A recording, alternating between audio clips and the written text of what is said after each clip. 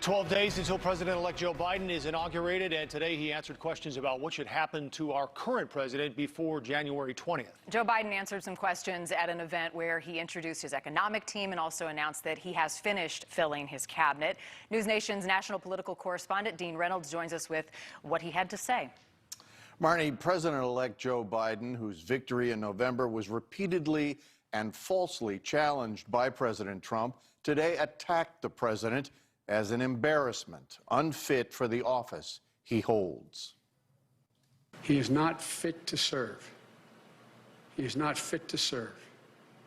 He's one of the most incompetent presidents in the history of the United States of America. Mr. Biden was asked about the ransacking of the Capitol this week by people who he said had the, quote, active encouragement of a sitting president, unquote. You'll never take back our country with weakness. You have to show strength, and you have to be strong.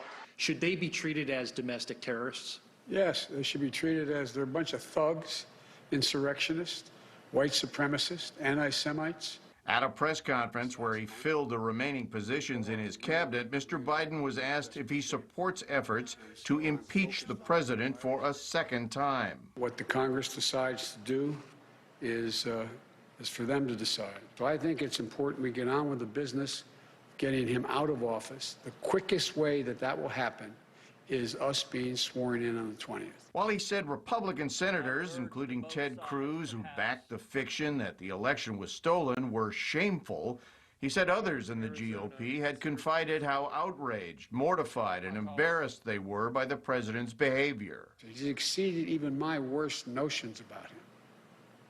He's been an embarrassment to the country, embarrassed us around the world. Not worthy to hold that office. And as for the president's tweet today that he won't be going to the Biden inauguration, the president-elect said this. One of the few things he and I have ever agreed on.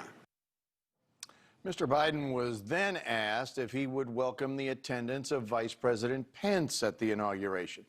The vice president is welcome, said the man who will become the nation's 46th president in 12 days. I would be honored to have him there.